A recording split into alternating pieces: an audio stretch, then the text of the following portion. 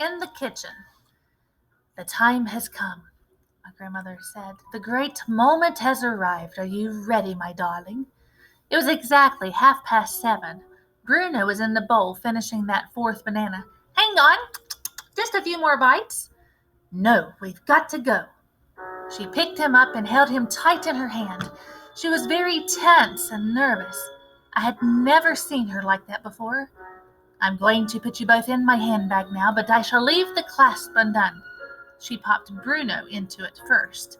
I waited, clutching the little bottle to my chest. Now you, she said. She picked me up and gave me a kiss on the nose.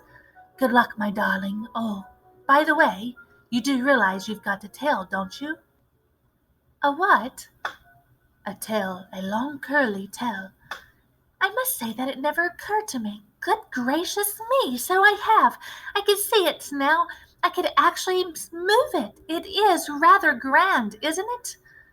I mentioned it only because it might come in useful when you're climbing about in the kitchen. You could curl it around and you could hook it on things and you could swing from it and lower yourself to the ground from high places. I wish I would known this before and I could have practiced using it. Too late now. We've got to go. She popped me into her handbag with Bruno, and at once I took up my usual perch in the small side pocket so that I could poke my head out and see what was going on. My grandmother picked up her walking stick, and out she went into the corridor to the lift. She pressed the button, and the lift came up, and she got in. There was no one in there with us. Listen, I won't be able to talk to you much once we're in the dining room. If I do, people will think I'm dotty and talking to myself. The lift reached the ground floor and stopped with a jerk. My grandmother walked out of it and crossed the lobby of the hotel and entered the dining room. It was a huge room with gold decorations on the ceiling and big mirrors around the walls.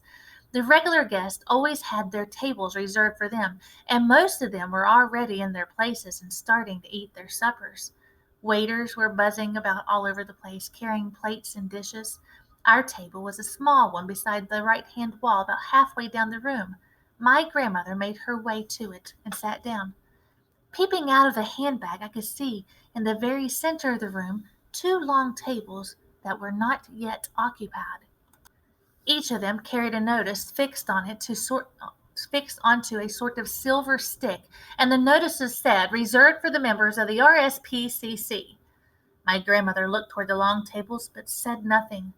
She unfolded her napkin and spread it over the handbag on her lap.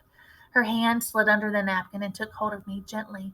With the napkin cover me, she lifted me up close to her face and whispered, I'm about to put you on the floor under the table. The tablecloth reaches almost to the ground so no one will see you. Have you got hold of the bottle? Yes, I'm ready, Grandmama. Just then, a waiter in a black suit came and stood by our table, and I could see his legs from under the napkin, and as soon as I heard his voice, I knew who he was. His name was William. Good evening, madam, he said to my grandmother. Where is the little gentleman tonight? He's not feeling very well. He's staying in his room. I'm sorry to hear that. Today there is green pea soup to start with, and for the main course you have the choice of either grilled fillet of sole or roasted lamb.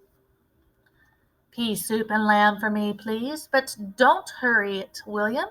I'm in no rush tonight. In fact, you could bring me a glass of dry sherry first. Of course, madam, William said, and he went away.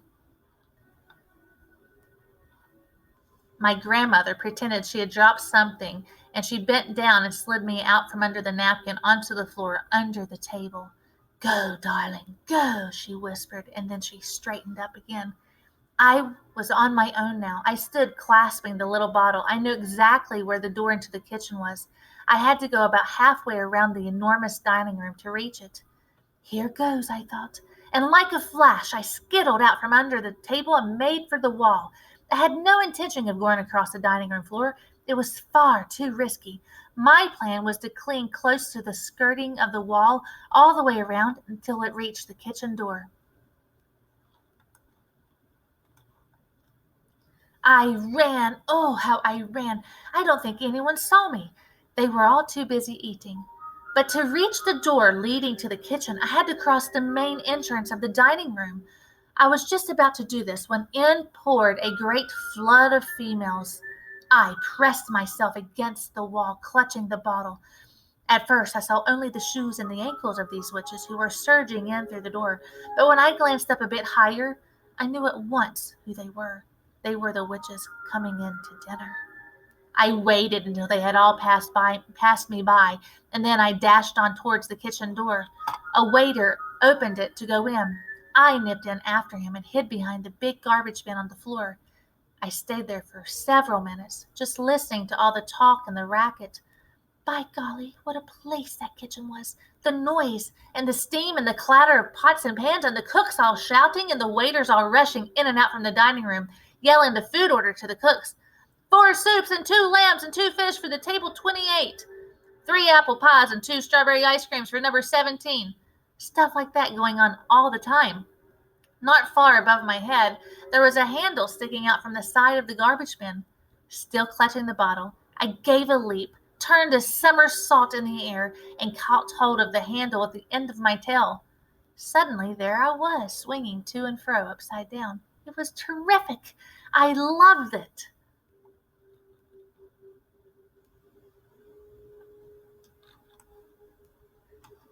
This is how a trapeze artist in a circus must feel as he goes swishing through the air high up in the circus tent. The only difference was that his trapeze could only swing backwards and forwards. My trapeze, my tail, could swing me in any direction I wanted. Perhaps I would become a circus mouse after all. Just then, a waiter came in with a plate in his hand, and I heard him saying, "The old hag on table 14 says the meat's too tough. She wants another portion." One of the cooks said, "Give me your plate." I dropped to the floor and peeked around the garbage bin. I saw the cook scrape the meat off the plate and slap another bit on, and then he said, "Come on, boys, give her some gravy." He carried the plate around to everyone in the kitchen, and do you know what they did? Every one of those cooks and the kitchen boys spat on the old lady's plate. "See how she likes it now," said the cook, handing the plate back to the waiter. As soon as another waiter came in and he shouted, "Everyone in the big RSPCC party wants the soup." That's when I started sitting up and taking notice. I was all ears now. I edged a bit further around the garbage bin so that I could see everything that was going on in the kitchen.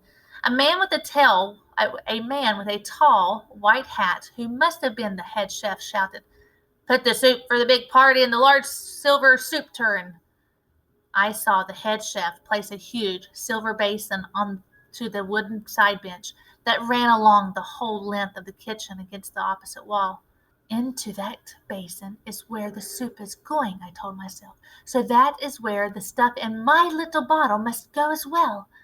I noticed that high up near the ceiling above the side bench, there was a long shelf crammed with saucepans and frying pans. If I could somehow clamber up onto that shelf, then I've got it made. I shall be directly above the silver basin. But first, I must somehow get across the other side of the kitchen and then up onto the middle shelf. A great idea came to me. Once again, I jumped up and hooked my tail around the handle of the garbage bin. Then, hanging upside down, I began to swing. Higher and higher I swung. I was remembering the trapeze artist in the circus I seen last Easter, and the way he had got the trapeze swinging higher and higher and higher, and had then let go and gone flying through the air. So just at the right moment, at the top of my swing, I let go with my tail and went soaring clear across the kitchen and made a perfect landing on the middle shelf. By golly, I thought, what marvelous things a mouse can do, and I'm only a beginner. No one had seen me. They were all far too busy with their pots and pans. From the middle shelf, I somehow managed to shinny up a little water pipe in the corner, and in no time at all, I was up on the very top shelf just under the ceiling, among all the saucepans and the frying pans. I knew that no one could possibly see me up there. It was a superposition, and I began working my way along the shelf until I was directly above the big empty silver basin they were going to pour the soup into. I put down my bottle, I unscrewed the top, and crept to the edge of the shelf and quickly poured what was in it straight into the silver basin below. The next moment, one of the cooks came along with a gigantic saucepan of steaming green soup and poured the whole lot into the silver basin. He put the lid on the basin and shouted, "Sip for the big party, all ready to go out." And then a waiter arrived and carried a silver basin away. I had done it. Even if I never got back alive to my grandmother, the witches were still going to get the mouse maker. I left the empty bottle behind a large saucepan and began working my way back along the top shelf. It was much easier to move about without the bottle. I began using my tail more and more. I swung from the handle of one saucepan to the handle of another, all the way along the top shelf, while far below me cooks and waiters were all bustling about, and kettles were steaming, and pans were spluttering, and pots were boiling, and I thought to myself, "Oh boy, this is the life. What fun it must be to be a mouse doing an exciting job like this." I kept right on swinging. I swung most marvelously from handle to handle, and I was enjoying myself so much that I completely forgot that I was in full view of anyone in the kitchen who might happen to glance upwards. What came next happened so quickly I had no time to save myself. I heard a man's voice yell, "A mouse! Look at that dirty little mouse!" And I caught the glimpse below me of a white-coated figure in a tall white hat, and then there was a flash of steel as a carving knife whizzed through the air and cut through, and there was shooting pain in the end of my tail, and suddenly I was falling and falling head first towards the floor. Even as I fell, I knew just what had happened. I knew that the tip of my tail had been cut off and that I was about to crash onto the floor, and everyone in the kitchen would be after me. "A mouse!" they were shouting. "A mouse, catch it quick!"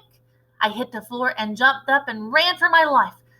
All around me there were big black boots going stamp, stamp, stamp, and I dodged around them and ran, twisting and turning and dodging and swerving across the kitchen floor. "Get it! Kill it! Stamp on it!" The whole floor seemed to be full of black boots stamping away at me, and I dodged and swerved and twisted and turned, and then, in sheer desperation, hardly knowing what I was doing, wanting only a place to hide, I ran up the trouser legs of one of the cooks and clung to his sock. "Hey, jeepers creepers, he's gone up my trousers. Hold on, boys, I'll get him this time." The man's hands began slapping his trouser legs, and now I really was going to get smashed if I didn't move quickly. There was only one way to go, and that was up. I dug my little claws into the hairy skin of the man's leg and scuttled upwards higher and higher, past the calf, past the knee, and on up to the thigh. "Holy smoke, it's going all the way up. It's going right up my leg." I heard shrieks of laughter coming from the other cooks, but I can promise you I wasn't laughing myself. I was running for my life. The man's hands were slapping all around me, and he was jumping up and down as though he was standing on hot bricks. And I kept climbing, and I kept dodging, and very soon I reached the very top of the trouser leg, and there was nowhere else to go. "Help, help, help, he's in my knickers, he's running around in my flaming knickers. Get it out, somebody help me, get it out." "Take off your trousers, you silly slob," someone else shouted. "Put on your pants and we'll soon catch him." I was in the middle of the man's trousers now, in the place where the trousers legs meet. And the zip begins. It was dark and awfully hot in there, and I knew I had to keep going. I dashed onwards and found the top of the other trousers legs. I went down it like greased lightning, came out the bottom of it, and once again I was on the floor. I heard the stupid cook still shouting, "It's in my trousers! Get it out! Will somebody please help me get it out before it bites me?" I caught a flashing glimpse of the entire kitchen staff crowded around him, laughing their heads off, and nobody saw the little brown mouse as it flew across the floor and dived into a sack of potatoes.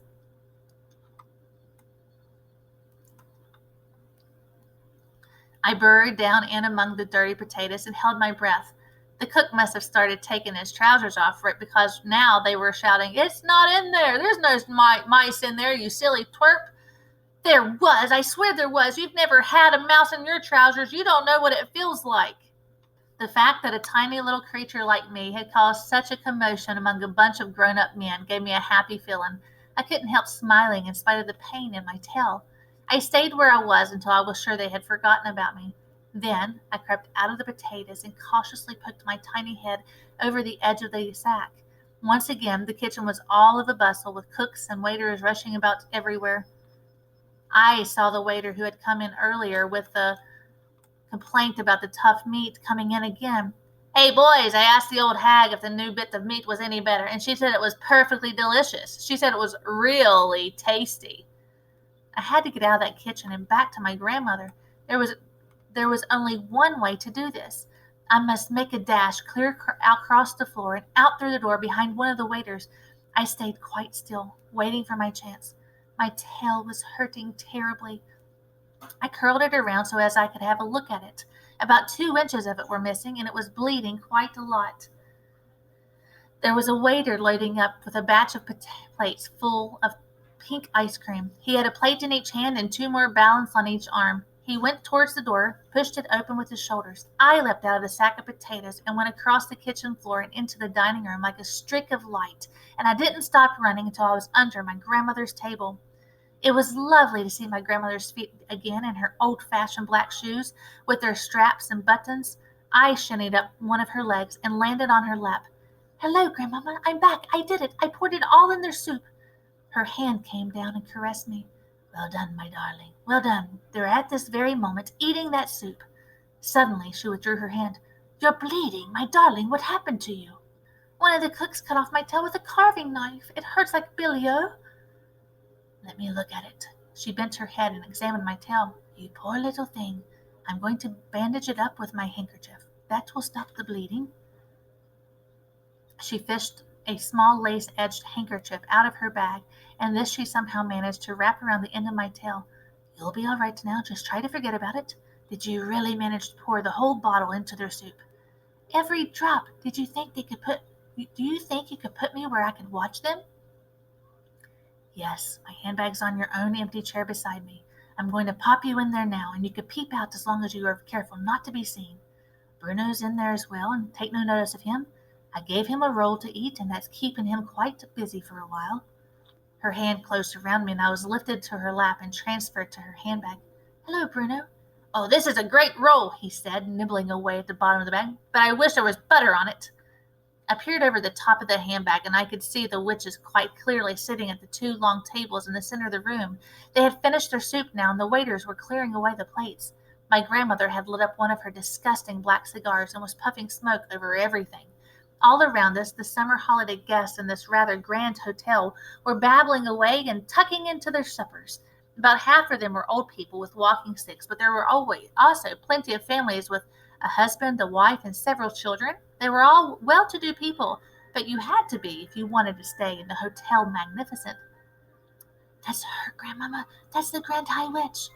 "I know," my grandmother whispered back. "She's the tiny one in the black sitting with the head of the nearest table."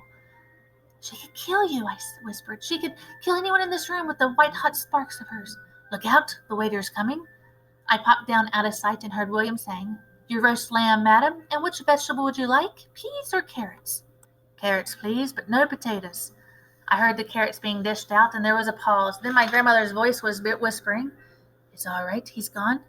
Surely no one will notice surely." I popped my head up again. "Surely no one will notice my little head sticking out like this." "No, I don't suppose they will. My problem is I got to try to talk to you without moving my lips." "You're doing beautifully." "I've counted the witches. There aren't nearly as many as you thought. You were just guessing, weren't you, when you said 200? "It seemed like 200. I was wrong, too. I thought there were a lot more witches than this in England." "How many are there?" 84.